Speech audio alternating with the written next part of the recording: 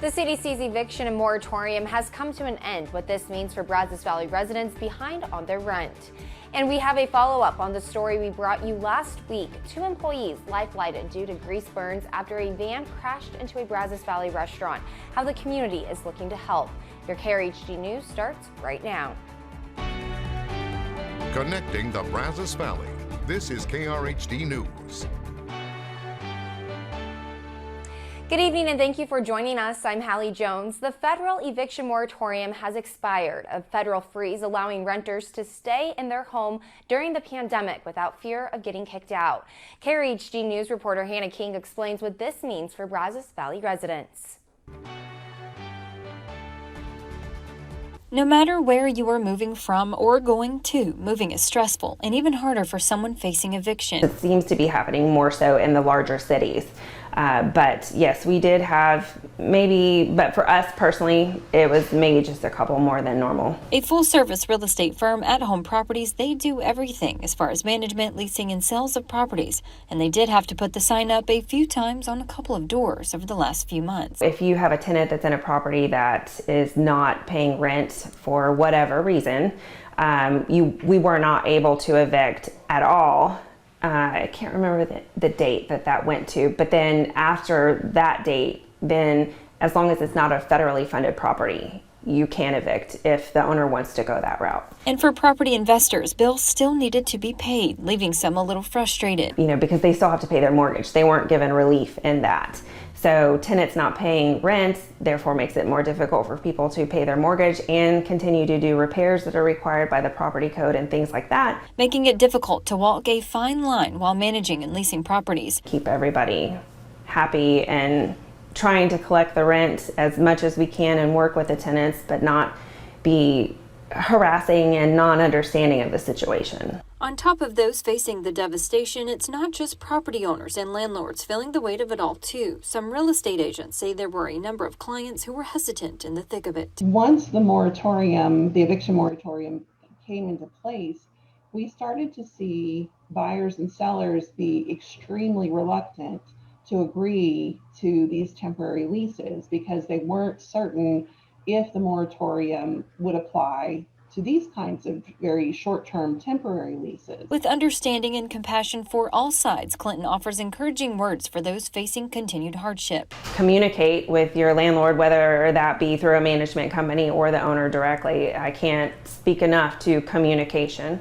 And then just seeking the different options for relief that you have out there for rent relief. The Brazos County Emergency Rental Assistance Program says there are funds still available for those who qualify, and they are assisting with evictions. Reporting in Bryan, Hannah King, Krhd News.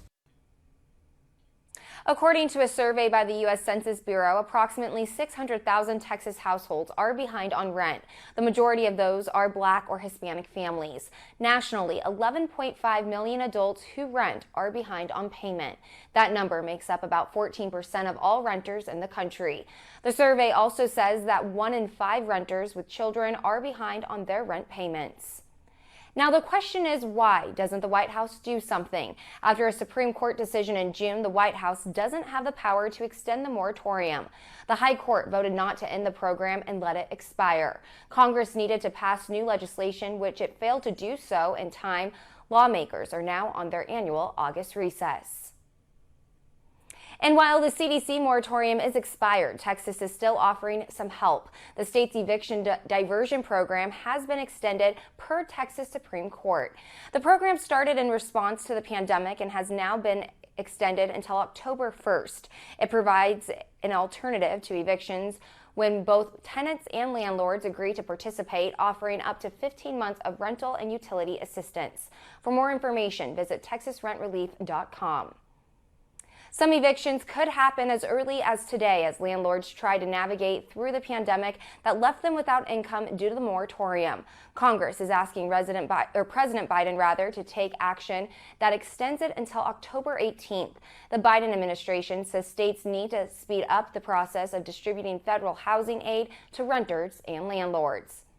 Courts, attorneys, and housing advocates are preparing for evictions to return to pre-pandemic levels, but many landlords have waited until the start of this week to start posting eviction notices. The southern U.S. is expected to see some of the highest spikes in evictions due to the weaker tenant protections. And if you'd like to find out more about the eviction moratorium expiring and how that affects people across the Brazos Valley, connect with KRHD online. It's simple. Pull out your phones, open the camera app, and scan the QR code. A notification banner will show up on the top of your screen. Tap that banner to access our website and all of our social media accounts as well.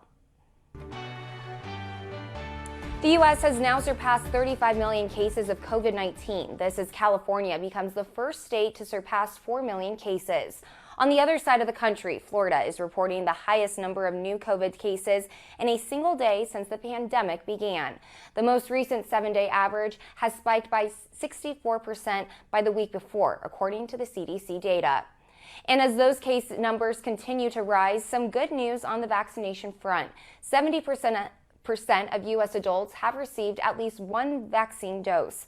The White House's COVID-19 data director made the announcement on Twitter today. Vaccination rates have been climbing as the Delta variant becomes prevalent. Dr. Anthony Fauci says he believes enough people are vaccinated to prevent lockdown measures. Meanwhile, the Brazos County Health District is receiving $1.9 million in grant funding over the next 2 years. They're using the money to support minority communities with new employees and extended services. The new employees are educating the community through town halls to hear what service minority communities need.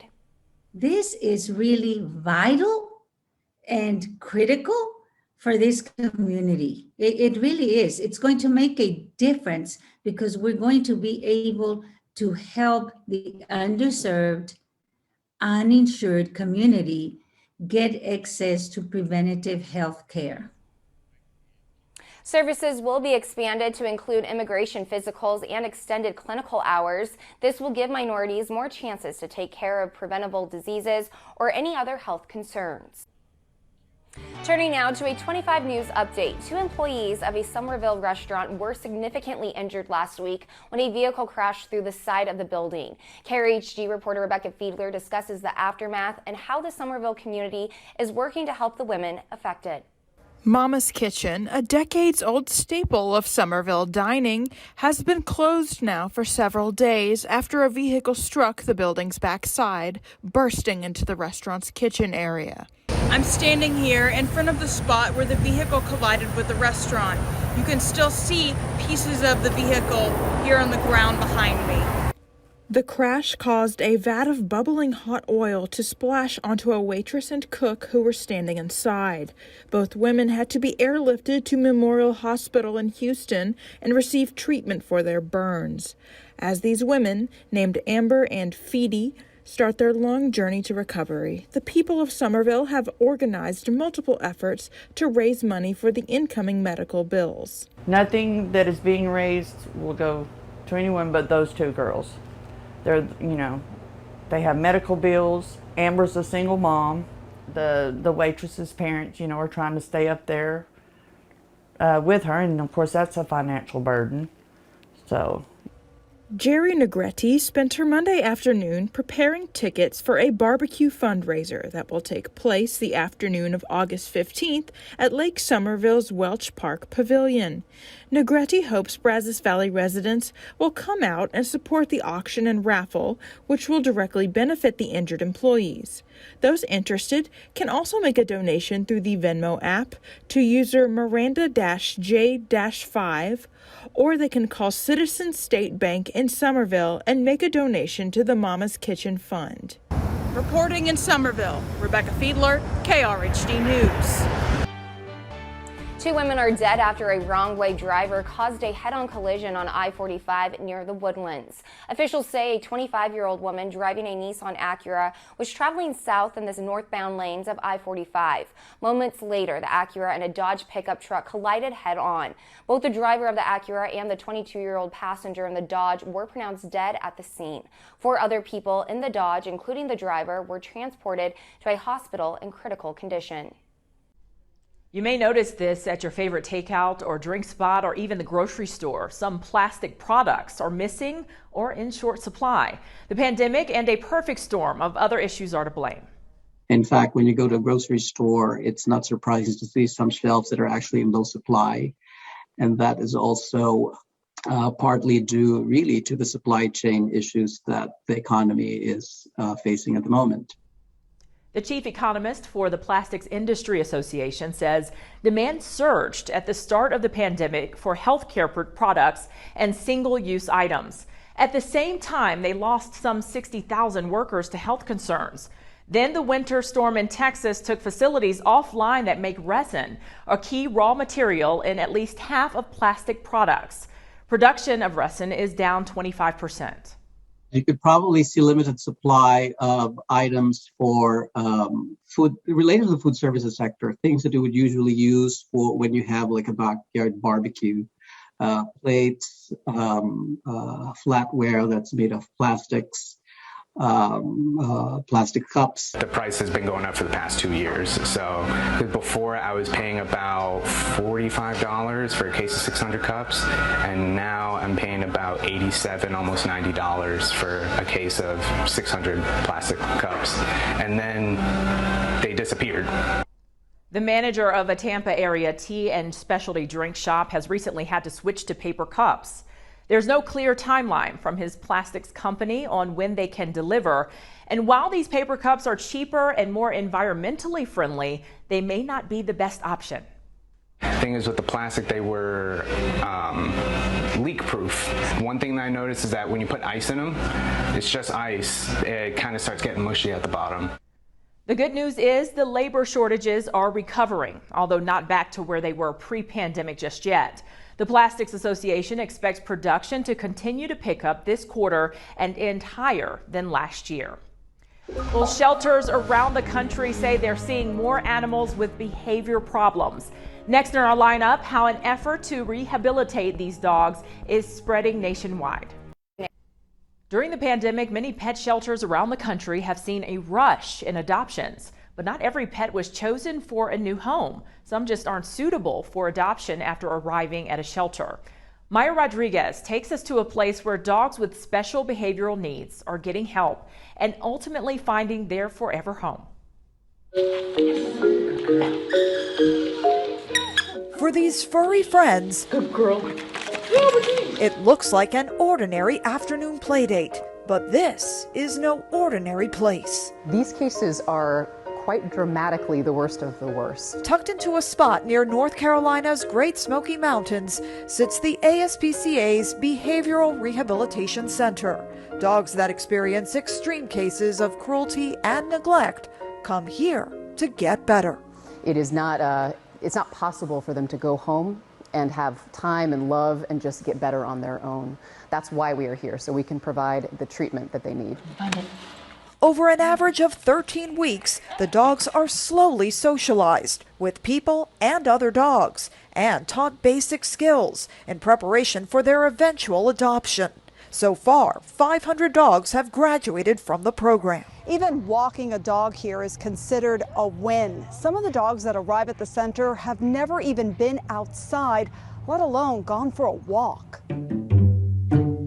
It can be slow going. This little dog is Velma. She loves getting little scritches on her chest and on her little back end. She can be tucked under your arm and carried around, and she loves going for walks and playing with other dogs. But it wasn't always that way. Velma experienced terrible neglect in Puerto Rico before getting taken to New Jersey and eventually brought here for additional help. So when they get here, they're not used to being around people. Not only can they not have relationships with people, because most of them never have, they also aren't comfortable even being close to people or being touched by people. It's a growing problem, says Kristen Collins, vice president of the ASPCA's Rehabilitation Services. Shelters around the country report seeing more and more animals with behavior problems. Spay-neuter has certainly made a dent. So the days of animal welfare organizations welcoming high volumes of adoptable puppies are really going away. Most of our partners tell us that they see more and more animals entering with behavior problems, probably because we are reducing population, and the ones who end up with us are the ones who need treatment of some kind. Because of that, the center is also training shelter personnel from around the country, teaching them how to do this work. Since 2018, animal shelter staff from Washington State, Colorado, Texas, South Carolina, Ohio, New York, and Washington, D.C. have all traveled to the center for training, taking what they learned here back to their communities. And during the pandemic, 10,000 people from 600 animal welfare organizations underwent the center's virtual training. Having that kind of connection with so many organizations across the country is just a very powerful thing. That is one of the most important missions we have, to share what we are learning about these animals. One that can change the lives of these pups, giving them a chance at a better life. In Weaverville, North Carolina, I'm Maya Rodriguez. Maya, thank you. Well, finally in our lineup, we've seen the sharpest increase in traffic this year than we've seen in decades. But we're still not hitting numbers from 2019. Why experts say that is. Now let's get a check of the weather with First Alert meteorologist Matt Hines. And it has been a mostly cloudy sky here across the Brazos Valley today, and we have seen a few showers and thunderstorms from time to time. A lot of it's been to our north, but a few showers have been around here, and currently mostly cloudy and 85 degrees, feeling like 90, so a bit humid with winds out of the west-northwest at 10 miles per hour. So that will start to drag some drier air into the region. And you can see that we do have some showers that have developed across central Texas that will continue to sag to the south along a very weak front that'll work its way across the region this evening. So a few showers will be possible across the area going into the evening hours, and then a lot of this will die out overnight going into the next couple of days with only isolated showers and thunderstorms expected. There are some areas of drier air here across West Texas into Oklahoma. That will continue to spread to the south, but this front may lay down close to us and bring us a chance of isolated showers and thunderstorms for the rest of the week. So here's our future track showing that, again, a few showers from now through 10 o'clock approaching from the north and everything dying out as we head after midnight going into Tuesday morning with mostly cloudy skies across the area. Then we get into the afternoon hours, partly cloudy skies. There could be an isolated storm or two around. Better chances will likely be just to the south of us. And then as we get into Wednesday, starting off with partly to mostly cloudy skies in the morning, maybe an isolated storm threat Wednesday afternoon. Rain chances for the rest of the week going to be running about 20%, as we will have some slightly drier air in the region, and that means slightly more comfortable for us. As we look at low temperatures tonight, should make it down into the low to mid 70s. That's slightly below normal. And then tomorrow, highs into the low 90s. That is definitely below normal. Even with some more sunshine around, we're probably going to see those normal highs about 6 degrees below normal. So it is definitely going to feel a little better than what August is supposed to be this time of year, as we look at 91 going to 93. And again, isolated thunderstorms for the remainder of the week, and temperatures getting up into the middle 90s, more mid and upper 90s as we head into the weekend, and then more mid and upper 90s next week, and maybe a few isolated storm chances then as well. It may look like traffic is back to normal, but data shows it's not as bad as it was before the pandemic just yet. Texas A&M's Transportation Institute tracks nationwide traffic data. Back in 2020, daily commuter traffic was cut in half in comparison to 2019. Researchers say employment played a key role. For decades, our data have indicated that there's a clear link between economic vitality and congestion levels. A roaring economy is always going to be related to more and more traffic congestion. So as a population grows, the congestion will continue. And researchers say it makes sense that as jobs come back, there are more drivers on the road. And while the report shows that 2021 has already seen the fastest increase in traffic since 1982, we're still not completely back to normal. Our travel behavior has been changed. We've all sort of have a different perspective on how we work and where we work and how often we go in and perhaps how we travel. And I think some of those changes could be fairly long lasting. Experts say the one thing that hasn't changed much is truck traffic. All the semis and 18-wheelers were still on the road before and during the pandemic, delivering essential goods. Here are some of the stories we're working on for Krhd News at 6. Many students struggled last year when many districts decided to turn to virtual learning only. How Brazos Valley parents are adjusting for this school year. Plus, we'll have more on how Somerville residents are looking to help two of their own who suffered major injuries while working at a local restaurant. These stories and more coming up at the top of the hour.